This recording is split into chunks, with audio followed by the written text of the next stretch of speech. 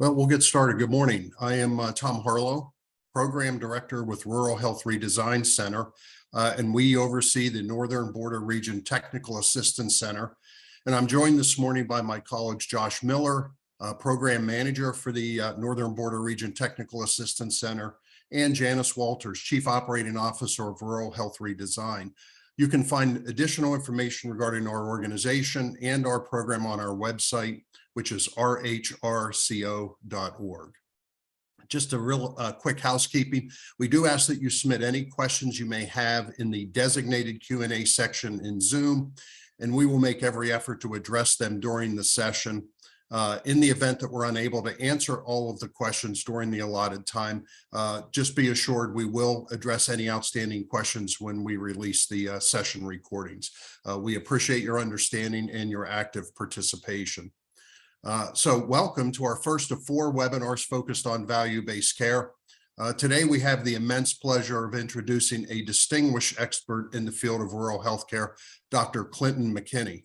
With a career spanning nearly 4 decades, Dr. MacKinney brings a wealth of experience and insight into addressing the unique challenges and opportunities in rural healthcare settings. Dr. MacKinney began his career as a rural family physician, dedicating 14 years to practicing the full scope of family medicine. He is actively engaged in efforts to improve rural healthcare systems. As a national rural healthcare consultant for 8 years, he has collaborated with approximately 75 rural communities to enhance their healthcare organization performance. Dr. MacKinney is a prolific contributor to the field with his publications and national presentations focused on themes such as healthcare value, physician and administration relationships, rural hospital payment, and rural health policy. So please join me in extending a warm welcome to Dr. Clinton MacKinney as he shares his invaluable knowledge and experiences with us today. So Clint, take it away. Pleasure to have you. Well, thank you very much, Tom, and good morning to everyone who is on the call. And thanks very much for joining Tom, Josh, and Janice and me on a little bit of time. We're talking about value-based care. Now, I do want to tell you where I'm coming from. I am part of the Rural Health Value team, and we are a team composed of folks from the University of Iowa, where I work, and Stratus Health, the quality improvement organization based in Minnesota. And we're funded by the Federal Office of Rural Health Policy, along with other organizations, to do this kind of work, actually promoting and advancing rural health value. So you can see on the slide, we develop tools, we interpret health policy, we try to disseminate best practices, we even do direct technical assistance, and we share experiences around this journey from volume to value. Now, one of the ways I think about value is I think about what would a conversation be like if you were to sit down with a close friend or a family member, share a beer or share a glass of wine, and maybe ask that family member in maybe not so stark terms, when you go see the doctor, you go to the hospital, what do you expect?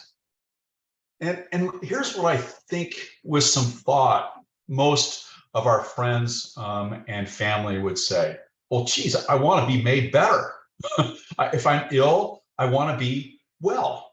Oh, and by the way, I prefer not to get ill at all. So I want to have good preventive health. Oh, and another thing, you know, when I go to the doctor, I want them to understand that I am maybe frightened or confused or in pain. And I want to be treated with compassion and respect and sensitivity to my own perspectives. Oh, and one last thing, I pay a lot of money in health insurance premiums, or I pay a lot of money in taxes, and a lot of that goes to healthcare. And I want you to use my hard-earned dollars wisely. Now, you notice that our friend or our family member didn't say, I want to be seen by my doctor as fast as he or she can do so, or I want to be placed in the hospital, but then moved out of the hospital as fast as possible to make room for another patient. Nobody said that. Instead, they talked about getting good quality. They talked about improving the care of just not myself, but my family members. They talked about using my resources wisely. They talked about treating me respectfully. So what am I talking about with this? What is this? Well, this is the triple aim. And you've probably heard of that, but I want to kind of bring it home to the fact that this is what most of us want when we access the healthcare system. So I'm going to argue over the next 45 minutes or so that shouldn't we be getting paid, we as healthcare providers, doctors, nurses, hospitals, physician assistants, nurse practitioners, shouldn't we be paid for what our patients and our communities want and deserve? I add here also the quadruple aim, which is professional fulfillment as well too. So what I think what our society, our families, and our friends want is we want better care, high quality and respectful care. We want improved health for our friends, families, and our communities. And we want this healthcare system that's so expensive to start using our money wisely, smarter spending. Now this translates, this triple aim translates to the value equation. I got to take you back. So in 2006, I was asked to give a talk up in the Upper Peninsula of Michigan, and my subject was, in essence, tell us why the government and insurance payers are messing with healthcare. And I kind of came up with the idea in 2006 that I think it's because we're not giving the value in healthcare that we know we're all capable of. We know we can provide better quality. We know we can provide a better experience, and we know we can probably do it less expensively.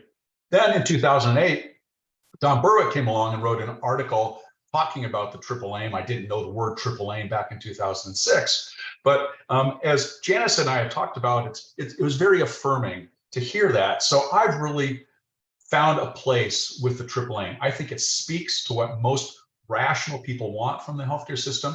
It speaks to what I think we should have with the healthcare system as well too.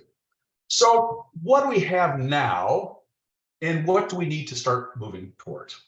Well, today, fee for service predominates. Now, what fee for service means payment to a healthcare provider, doctor, hospital, clinic, pays for each unit of service, each office visit, each CBC, each CAT scan. We get a fee for each one of those services. It's not all bad. It rewards industriousness. It makes people work hard, and it can reward efficiency as well too. But I'm arguing it contributes to the high cost of healthcare in the United States. I also am going to argue, like this graphic of the doctor on the hamster wheel, it worsens professional satisfaction. So what's an alternative? The future, value-based care. And this requires something different than what we primarily do right now. It requires team-based care, team-based care. It financially rewards better care and efficiency. It tends to increase quality, and the data are just starting to show that it reduces healthcare costs. That's been a little bit slower to come about, but I think it's coming. And in the best situations, it absolutely does improve professional satisfaction. So let me kind of define this word for you, value-based care, okay? Value-based care prioritizes high quality, person-centered, and efficient care, but it does not prioritize the volume of services provided. That's fee for service. Again, in fee for service, the more you do to somebody, the more you get paid, whether it helps, hurts, or does nothing for that patient. So value-based care does not prioritize volume of services provided. It requires what I call robust primary care as an essential ingredient in this value-based care equation. As in, you may have heard them as patient-centered medical homes. We prefer to use a little bit different language, person-centered health homes. And as you can see in my graphic, it emphasizes person and family. It's focused on quality. It's proactive. It's not waiting for the patient to come to us to say, isn't it my time to get my mammogram? It's proactive and reaches out to that woman to get her mammogram. Heck, my dentist and my veterinarian do a better job than many medical clinics do about proactive care. And it's team-based as well too, with all members of our team operating at the top of their license, experience, and comfort. Team-based care. But we have a problem. So some of you may know who this character is in the graphic. And I'm not sure he actually said this, but nonetheless, it would be perfect if he did. You can always count on Americans to do the right thing after they've tried everything else. So in healthcare world, what have we tried? Well, we tried fee for service.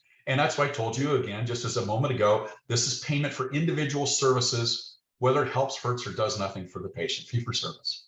Well, then there's full capitation. Now, we've had some experiments with that as well, too. Now, capitation pays you the same amount no matter how much you do for the patient, whether that doing or not doing does nothing for the patient or does everything for the patient. Well, I'm not sure that makes much sense either. Those of us in rural America understand that a market-based approach, which is volume-based approach, doesn't always work when we have sparse populations and low service volumes. A lot of people will ask me about single payer. Single payer probably adds some efficiency, but it doesn't still get at this value idea that I've been discussing. So what about paying for healthcare value? Oh, how novel would that be? Now, the reason why this is important is this simple truism: form follows finance. Form follows finance. How we deliver care depends on how we are paid for care. Now, admittedly, it's not exclusively that, admittedly. But if you're paid in a certain way and you've been paid that way for maybe decades, it's very hard to think or envision a different way that might be better. But healthcare reform is starting to change both the way things are paid and, I would say, then consequently, the way care is delivered. It's this payment that supplies the fuel, the push for the volume to value transition. So now let me then, I just described a few slides ago, value-based care. So let me pause now and describe value-based payment. So this is payment for one or more parts of the triple aim: better patient care, quality and patient experience when we talk about better patient care, improved community health, talk about that. So the whole community is becoming more healthy and vitaler, and then smarter spending. It's not payment for an individual service. It's not payment for that individual CAT scan or CBC. It's not fee for service. But here's the kicker. If we kind of like this idea of getting paid and we want to get paid with a value-based payment, we've got to be able to deliver the value-based care that I was describing earlier. Now, you may pause for a second and say, geez, now wait a minute. This Clint MacKinney is a rural family doc, as Tom introduced to me. And that was my whole career. You know, it was. When I started in practice in 1985, I had 25 patients on my schedule, and it never got less. It never got less. I don't really think I had the wherewithal, let alone the time, to be able to kind of wonder, is there a better way to do this? I was in the, I got paid per office visit, or I got paid per hospital visit or nursing home visit. That's the way I paid for my kids' college or paid my mortgage. But I began to understand in this payment realm that money really is the medium of exchange. It's how we kind of think about how things get valued in what we do day to day. It's the economics of everything.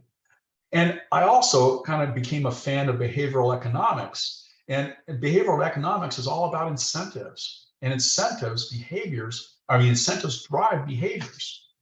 Now, of course, you all know, and I want you to know that I know, that not all incentives are financial. Of course, we have professional and personal incentives as well, too. Of course we do. But finance still nonetheless remains important. So if it is, let's incentivize the triple aim. Let's incentivize, let's pay for better care, improved community health, and smarter spending. Let's make it easy to do the right thing that, as I said in the very introduction of this presentation, what probably, if we sit down and talk with our family and close friends, that they expect from us. Let's make it easy to do the right thing. So that's why I'm discussing payment. Now, you can think of payment on a continuum. From all the way to the left side of your screen, volume-based payments, all the way to the right of value-based payment. It's not like a light switch of off and on volume value. It's a continuum along this path from the left to the right. Over on the left, we have volume-based payment, which is fee for service. And then along the way, we have pay for performance, value-based purchasing, shared savings, bundled payment, global budget capitation and capitation. We'll talk about a couple of those a little bit later. And then at the far end, total cost of care, which is through completely value-based care. That total to the right is very, very rare. All the way to the left is very common. And then we have this kind of mixture in between that we'll talk a little bit more about in a second.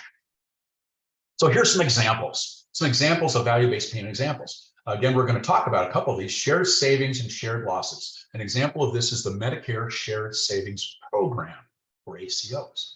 Global hospital budget, which is the Pennsylvania Rural Health Model, which Janice will tell you about in a later webinar. Partial capitation. Look, if you're not familiar with it, look at the Primary Care First model, a Center for Medicare and Medicaid Innovation model that provides partial capitation to primary care. And then total cost of care. I told you it was very, very rare, but again, for an example that's approaching that, the Maryland total cost of care model is worth looking into. So these are examples that are going on right this moment. So if we think that this value-based payment isn't a real thing, think again. It is. It's going on right now. Now, here's by the numbers a little bit. So I mentioned that it's going on right now. Accountable care organizations. There's 938 of this beast. 10% of the population are enrolled in an accountable care organization. Just in Medicare, 438 Medicare accountable care organizations with about 11 million people in them. This is a lot. And then there's other models. Now, models are like demonstrations or they're tests. Multiple, I mentioned the Center for Medicare and Medicaid Innovation. Multiple models going on, like rural hospital global budgets, that is in Pennsylvania, and primary care and partial capitation, primary care first. And then beyond Medicare, which we know the most about because it's national, we have a lot of Medicaid and commercial insurance value-based plans. Blue Cross Blue Shield, I think I read recently, has like value-based payment plans in 48 of the states. One of them is called Blue Alliance. And here's something really important. At the last part, the end of last year, early winter, I believe, CMS said this, that all Medicare beneficiaries and almost all Medicaid beneficiaries should be in an accountable relationship with a provider who's accountable for cost and quality by 2030. Now, it's not like Medicare rules the world, but nonetheless, how Medicare goes, so goes other places and other payers. So we should be paying attention to this. 2030 is not that far off. So if we think that value-based care and value-based payment is going away, again, please think again. It is not going away. It's going to get more and more prevalent. In fact, I'm working with the Blue Cross Blue Shield in one state right now that told me that they are going to have no inflationary increases in their rates paid to hospitals and doctors this coming year. All of the inflationary increases are going to be going into value-based payment type plans. So again, if you are in this particular state and you are expecting an inflation increase to make up for all the cost increases you've had, workforce, IT, all those 10, 12% cost increases, and you're expecting to see that increase in your payment from Blue Cross Blue Shield in this particular state, ain't gonna happen. It's gonna be in value-based payments. Now, let me talk about a couple of these examples for you. I want to talk first about accountable care organizations, or ACOs. These are also known as shared savings organizations. Now, I'll explain that in just a little bit. But an ACO is a group of providers. It's generally physicians and or hospitals that come together and are incorporated together, and they sign contracts to receive financial rewards for improving quality of care for these group of patients and reducing their costs. So that's what the contract says. If you reduce costs and you achieve certain quality metrics, then we will share back with you some of the savings we as the insurer or the payer or Medicare earned on your work. So here's some of the basics of how this kind of works. Now, again, it has been modified. So this isn't exactly the way it is based on new changes to the Medicare Shared Savings Program, but it'll still give you a good idea of how ACOs work. So we take a particular beneficiary or a patient, and we calculate that this particular patient last year cost $10,000. That's how much, I'm going to use Medicare as my example here. Medicare paid $10,000 out for all Part A and Part B costs over the past year, $10,000 for everything, Part A and Part B. Then we enroll this patient in an accountable care organization. And this ACO starts to apply preventive health measures, care coordination, readmission reductions, home visits, a variety of things to start to lower the cost of care for that particular patient. And lo and behold, in this particular example, when we do the calculations at the end of the year, Medicare's only spent $9,500 on that particular patient. So that leaves us $500 that Medicare just saved. They didn't pay out $500 that they thought they were going to be paying in this last year. So what happens to that savings, that $500 savings? Does it all go back to the government? Well, not quite. So Medicare decides in this particular example to share 50% of those savings back with the ACO. They're going to cut a check for $250 at the end of the year back to that ACO. Now, hold your horses. You got to perform on a certain quality metrics. If you don't perform adequately on a quality metrics, your payment may be reduced. In this particular example, it's reduced to $200. So in this example, for this one patient, remember, it may be 5, 10, 15,000 patients, Medicare writes a check back to the accountable care organization for $200. Now you notice here, the house always wins. The house wins because Medicare just kept the $250 that you save, or the $300 that you just saved. But nonetheless, this is the way the shared savings model works. So our goal as an ACO is to receive a share of that cost savings. Now, here's what it requires. It requires care in outpatient. Those quality metrics are outpatient metrics. You have to have the patients assigned to your ACO. It's called primary care visit attribution. You need to be really good at managing the health of a population and managing financial risk. And this all requires that robust primary care that I was describing to you before. However, this is still fee for service. And I say that because all through that year, when you're trying to save money, you're still billing Medicare every time you do a CAT scan, every time you have an office visit, every time you have a hospitalization, you're billing Medicare all the time. Fee for service. Only at the end of the year is everything reconciled to see, did you actually bill Medicare less than what they predicted? And if you did, you get to share in those savings. And unless you think this is only an urban thing, it's not really. You can see in this chart, which talks about percent of accountable care organization lives in the state, where there's some rural states that this is quite active in. So significant rural participation in this. Let me talk next about global budgets, and Janice is going to talk more about this. So I will talk about it in all the most basic of ways. But this is for a global hospital budget is what we're talking about in this case. In a global budget for the hospital, a hospital may look at its trend of revenue over the past few years. And if we see a trend like I'm kind of depicting here in the red, it doesn't look very good. Now, maybe that trend is going on because of patients' loss or care is moving out of the community. For whatever reason, we're seeing our revenue going down in this particular sample hospital. And we think if this trend continues, the dotted red line, this doesn't look very good for the finances of my organization, especially when most costs are going up. So if we were to be offered a global budget, let's just say it happens to be set based on, in this particular example, my 2019 revenue, that global budget is maintained. That revenue is maintained through the years, even though the trend line was going down. So you can kind of see the difference between these two lines here. We can see now we got revenue that's stabilized, and we have our trend line, which is going down. So we're doing much better off than we predicted.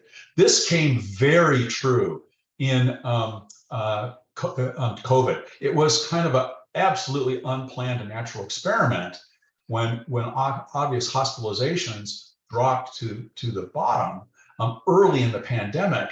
So there's no revenue coming in. Now, admittedly, COVID relief funds helped kind of make up some of that difference. And then as people became sicker, then obviously some of that volume came back. But you get the point. The point is, if our trend is going down and we need a way to stabilize our revenue in that trend, global budgets are one way to do that. Now, Janice is going to talk a lot more about this in the future, but I want to talk about here just a little bit of the potential of the global budgets beyond finance.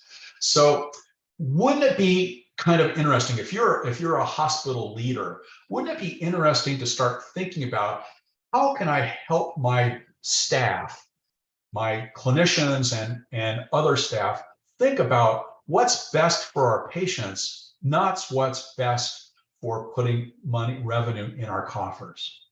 Wouldn't that be interesting?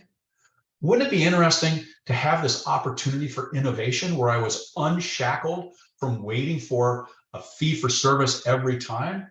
Wouldn't it be fun to not look forward financially to a flu epidemic where I had to have more people hospitalized?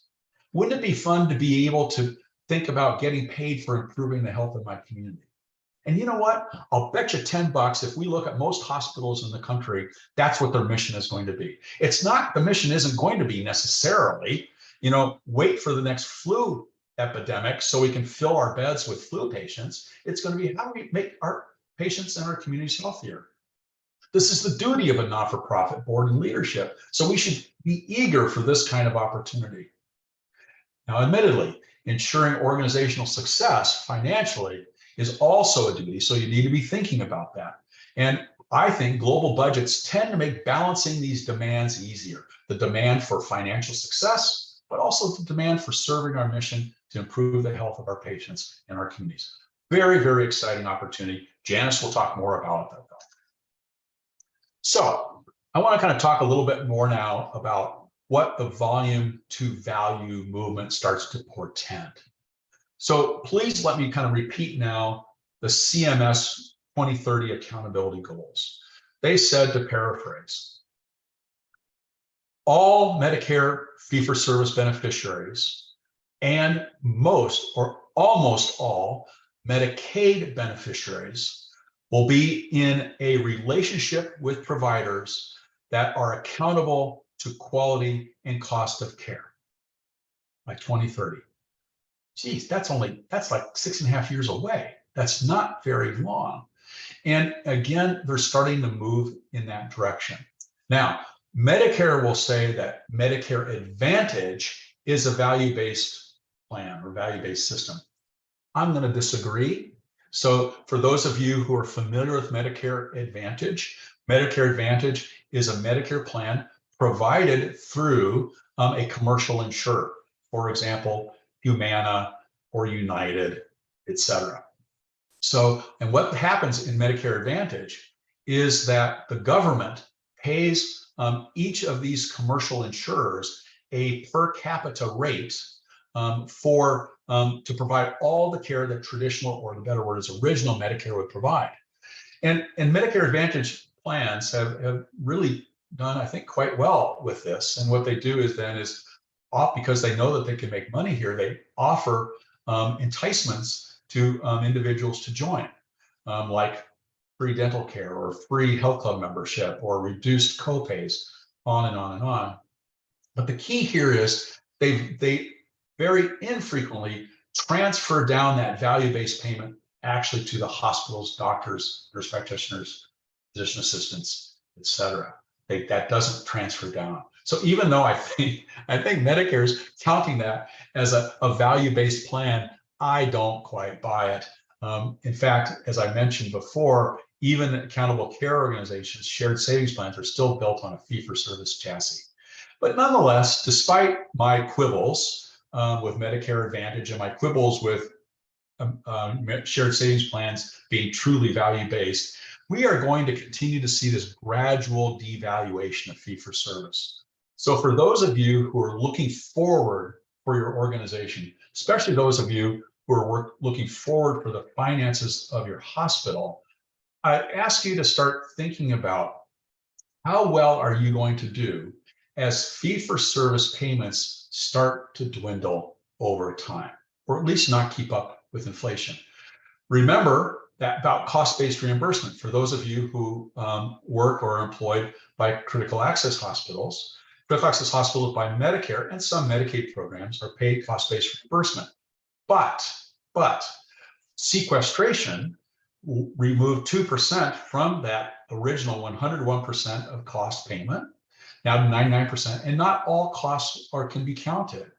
So therefore, critical access hospitals make somewhat less than their cost of delivering the service in their payments. So I ask people, okay, if you're in a system in which your organization gets paid even a little bit less than what it costs to deliver that service, how much profit are you making? Well, the answer is, it's easy, less than zero, less than zero. So critical access hospitals only make up their profits in their commercial market lines. So what happens to your fee-for-service revenue when Blue Cross Blue Shield says to you, we're not going to give you any, quote, cost of living increases this year, no inflationary increases this year in our payments. If you want to get increases in payment, you're going to have to go think about value-based care to receive value-based payment. That's this gradual devaluation of fee-for-service. Moving instead towards, again, not a light switch, this is a transition towards payment for delivering better care, improved health, and smarter spending. And what am I talking about? Triple aim, of course. Now, as I think I emphasized, this requires and rewards strong primary care participation. So for those of you who are in hospitals and you either have relationships with or own primary care practices, be sure to be thinking about how you can support those practices do this kind of work. And if you don't, there are for-profit companies in this world that are happy to take over your those practices for you. And believe me, they don't do it just out of the kindness of their heart. Don Berwick, I mentioned him earlier, spoke at the Institute for Healthcare Improvement conference. I think it was in December in Orlando.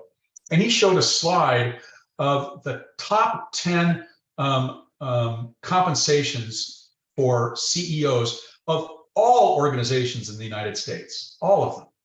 Guess what?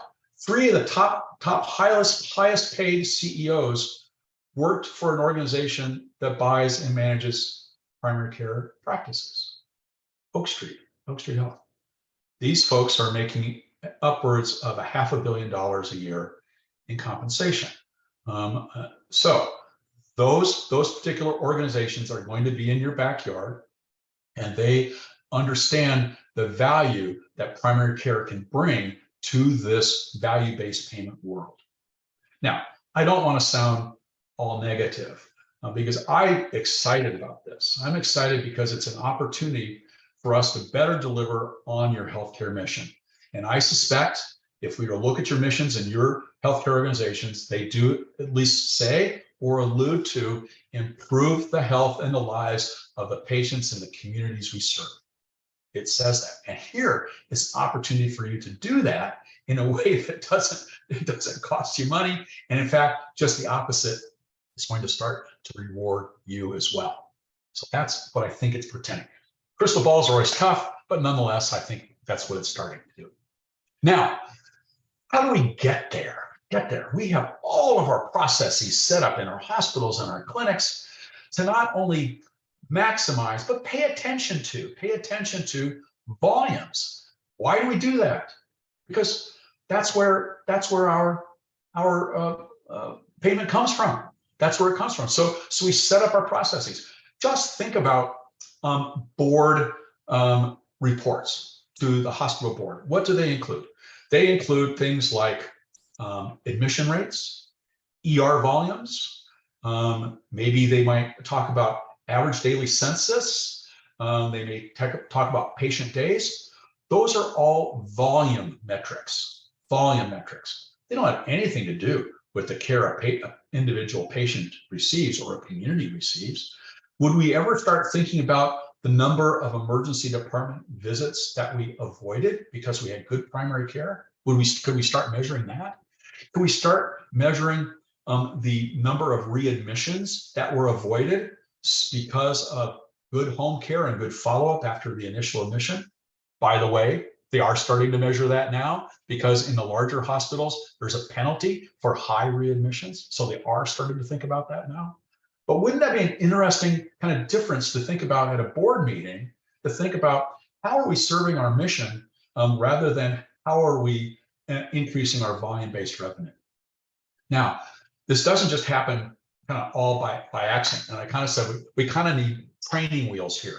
So what we need is discriminating approaches. We need to understand what's going on in the environment, what's going on around us. That's actually part of the purpose of this talk, to help you understand a little bit better how this volume to value transformation is coming, albeit more slowly than I really want, but it's still coming, and how we need to start getting prepared for it. It requires sophisticated projections. This is not easy. This is not the typical GAAP accounting method, generally accepted accounting principles. It doesn't quite work as well as when we think about revenue and expenses, income and costs on an income statement. It just doesn't work quite as well.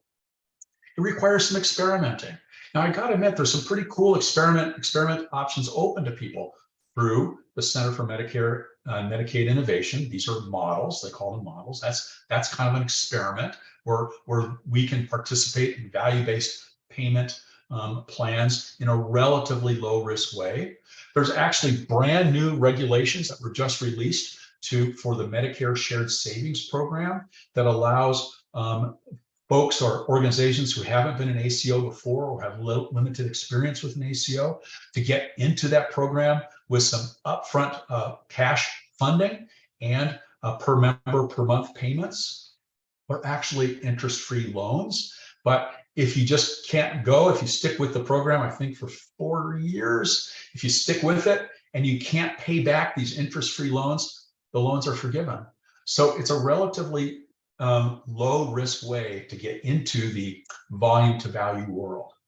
And then we need to make sure that our organization is continuously learning. Now, that's not a new concept. We need to do that all the time. And again, by participating in these webinar series, you are learning continuously. And I ask you to bring some of these insights back to your organizations. This is being recorded, so you can sure share it. And then reminder to, especially for healthcare leaders, that this is really all about balance. Right now, 2023, we have to optimize our operations so we can remain fiscally viable. Everybody understands that. And that's one of the joys of working with Janice and her team. We understand that the key focus here has to be that we optimize our operations so we can be a going concern, so we can be successful financially in the future. But that doesn't mean we put our heads in the sand. We can still test new ideas, and we should be doing so, again, like the Pennsylvania Rural Health Model is doing with Janice and her team. So I do have a to-do list for you as we start to wrap up here and start to take some questions. You know, we don't think in healthcare too much about the concept of research and development, R&D, but we really should be. We should be doing R&D just like every other organization does. And we should think about what % of our profit can we invest in R&D. And I would argue that value-based care is one of the best places to invest your research and development. I'm going to preview a little bit something that my colleague Carla Wang is going to talk about later on in this. Actually, I believe the 4th episode of this webinar series will be the value-based care assessment tool. This is a tool that's available online for free that helps you understand better where your opportunities to develop value-based care capacity in your organization exist. Think about financial risk thoughtfully here. Remember that the future currency is going to be less so the number of CT scans, the number of CBCs, the number of office visits, the number of admissions you do. It's instead going to be enrolled patient lives. Do you think that those for-profit organizations that are scooping up primary care practices are interested in the money that increasing primary care office visits can provide that organization? No way. No way. They are interested in the largesse that can come from doing primary care right. And they want a piece of that largesse. That's what they're there for. Enrolled patient lives is going to be the new currency for healthcare in the future. And lastly, I would ask you to keep your North Star. As we think about all of this, if you think about improving the care for patients, improving their experience in a time when they are frightened, confused, or in pain, that's a North Star. If you can remember that we, especially we in rural, live in the community of others, and that we have a responsibility for the health and vitality of in the community in which we live. And we also have responsibility to use hard-earned dollars, whether they be health insurance dollars or tax dollars, wisely and without duplication and without unnecessary costs. And then lastly, this is the quadrupling. Please keep in mind the professionals that work for you. And this isn't just clinical professionals. This is administrative professionals as well, leadership professionals. This is tough work. This balancing is tough work. These transitions are tough work. And then we layer on that the mother of all challenges, the pandemic, and how stressed that was in some of the most amazing people in the country who are serving all Americans. Think about how we can make their lives fulfilling as well too.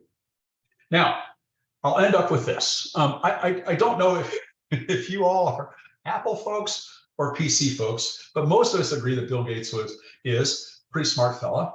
And he said this: we always overestimate the change that will occur in the next 2 years and underestimate the change that will occur in the next 10. We need to be in this for the 10. We need to be in this for 2030, like CMS is. So we need to start making those transitions, not the light switch, transitions now.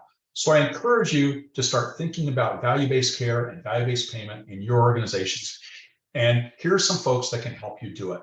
Now, you all have the slides. You can't just read it all at once, but there's lots of folks out there who are interested in this just as I am, and just as Janice is, and just as Tom and Josh are. We all are, and we're all here to help you make this transition. So lean on us. We're here to be helpful. And here's the goal at the end. We want communities and critical access hospitals and rural health clinics and FQHCs. We want them to be healthy and vital. We want places for our kids to be well educated and to grow up being happy and playful. We want to have places and communities where our workers are productive. And of course, we want communities in which our elderly feel safe and secure. Thank you all very much for listening to me. And I will turn it back to Tom, and we can take some questions. Great. Clint, thank you very much. Great overview. And again, I would remind folks, if you have a question for Clint, just put it in the Q&A. And if we don't get to it, we certainly will respond. Clint, really a great question from Donald. And again, I'll paraphrase, but he talks about, fee for service does raise costs in theory, but then talked about a little bit, referenced utilization, but that utilization in the US is really not any higher than other wealthy economies. So his question is, the difference appears to be cost, not utilization. Why do services cost so much? Boy, is that a great question. I'm not an economist, but I'm going to quote probably one of the most brilliant healthcare economists, who unfortunately has recently died, Uwe Reinhardt. Uwe Reinhardt said, "It's the price is stupid." And in fee for service, the classic economic equation is price times volume equals revenue, or something close to that. Again, I'm not an economist, but it's price times revenue, price times volume equals revenue. So you're right. I think that volumes in the United States are not out of skew from other countries when you look at volumes globally.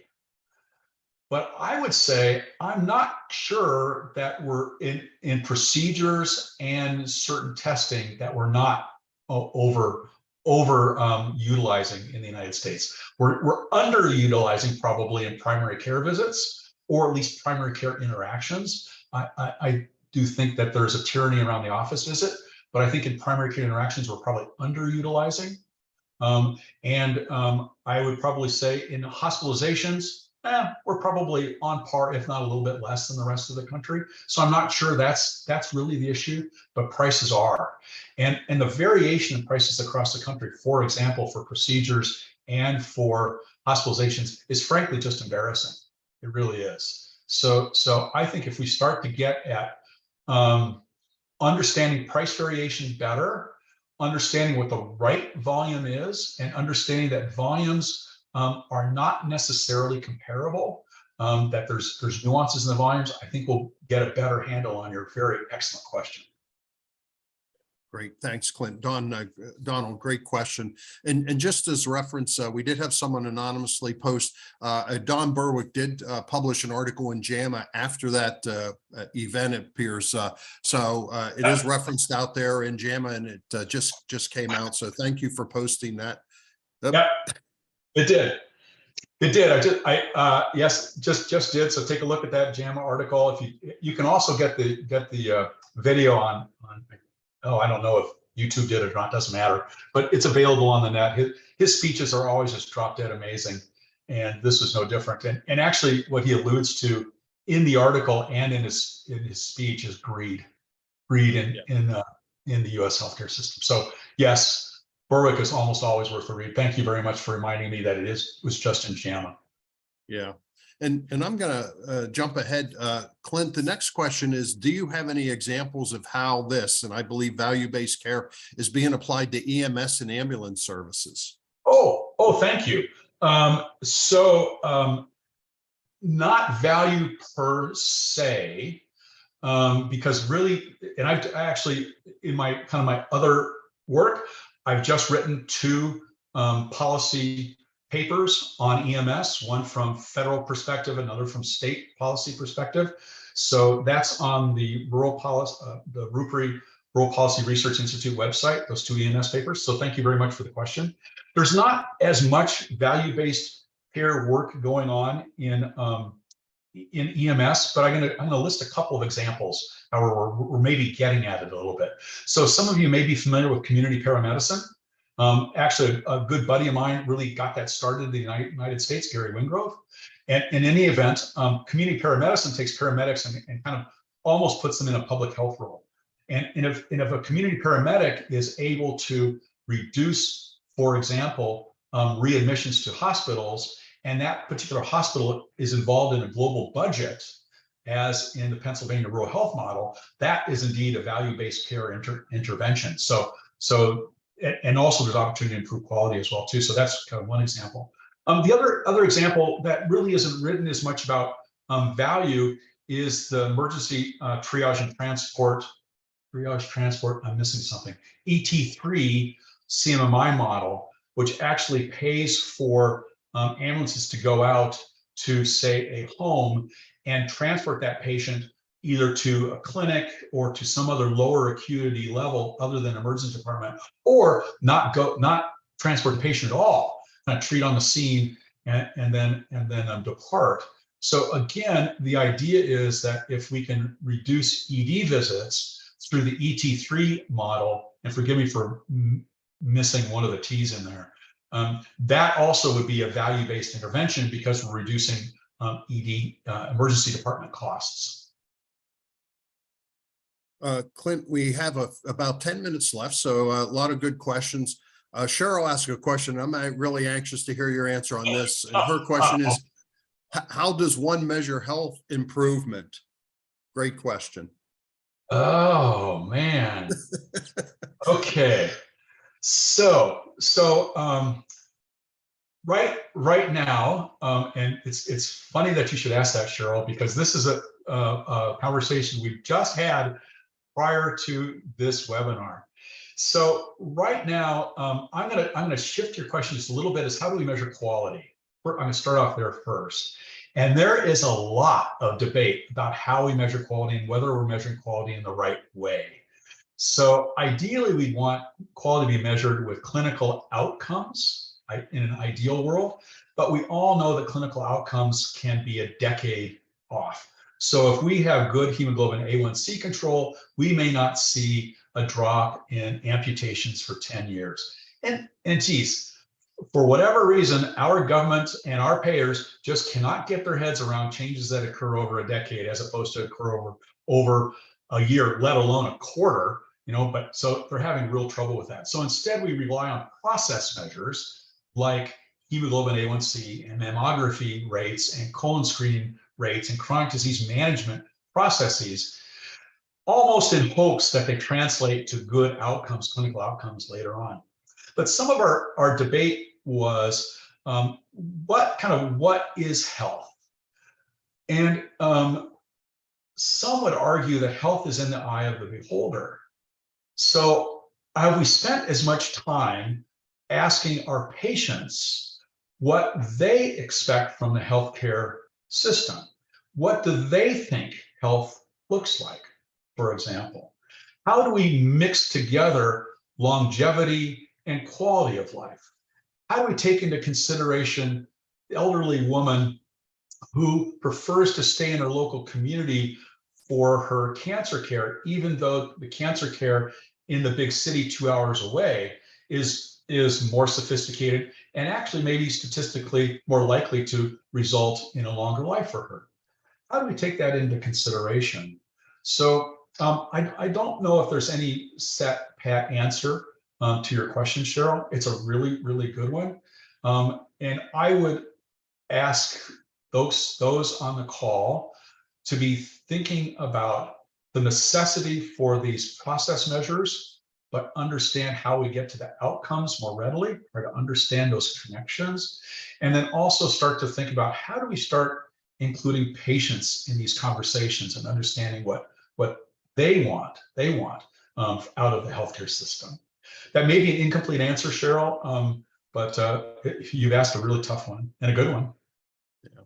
Clint, thanks for trying to tackle that. I'm going to jump ahead. We have about 6 minutes left, and I just, Meredith had asked a question, and this is really in the community health center space. And her question is, if you're creating a new community health center, how soon do you think a community health center could be completely value-based? Ooh, so community health centers, I'm not an expert here, Meredith, so you're going to probably be more expert than I am. But community health centers are designed around comprehensive care. So already you've got a leg up on a lot of other practices by incorporating, for example, behavioral health services, dental services, maybe pharmacy services. You're already more team-based than a lot of places. So right there, we're starting to get at an essential part of what I think will be robust primary care, which is indeed then central to value-based care. So already you're getting there. If we start adding to that more patient-centeredness or person-centeredness, better word, person-centeredness, we are starting to think proactively. When I was in private practice, and I never got to this, what I would have really have liked is that when the team and I the primary care team and I, if we had one, first met in the morning and huddled in the morning, we had a list of patients on our panel that we were responsible for, and we knew exactly what care they needed before we started our day.